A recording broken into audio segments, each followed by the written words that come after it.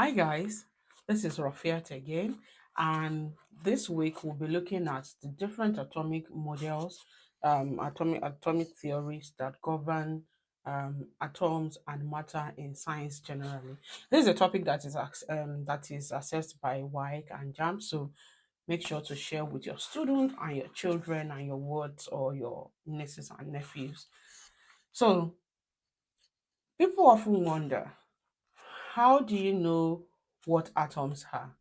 Non-scientists often ask science students and scientists, you talk about proton and electron. Have you seen them? How do you even know these things that you talk about exist?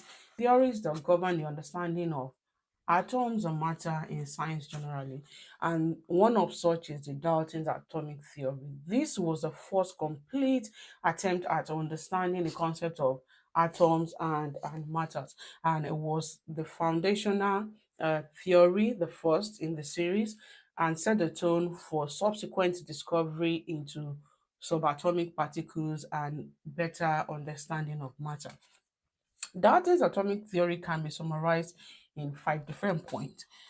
The first is that atoms are small, they are indivisible and indestructible. According to Dalton, this is what an atom looks like.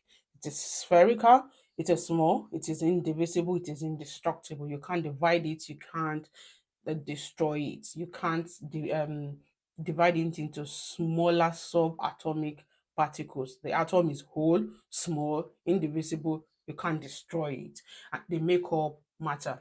The second part of the theory is that the atoms of the same element are identical in size and in property. So, according to Dalton, all atoms of hydrogen will have the same size, will have the same properties, will behave exactly the same way, no deviation at all. Atoms, the third point on the Dalton atomic theory is that atoms of different elements will vary in size, mass, and chemical properties. So atoms of hydrogen will be completely different from atoms of oxygen. They are not going to share any form of similarity, whether in terms of size, in terms of mass, or in terms of chemical behavior. Atoms of different elements are distinct and they do not share any type of similarity in terms of size, mass, or chemical behavior, and that atoms will combine in small whole numbers to form compounds. So according to Dalton, when atoms combine, they will do so in small and in whole numbers. So there's nothing like you having hundreds or even thousands of atoms in a compound. According to Dalton, it has to be small whole numbers.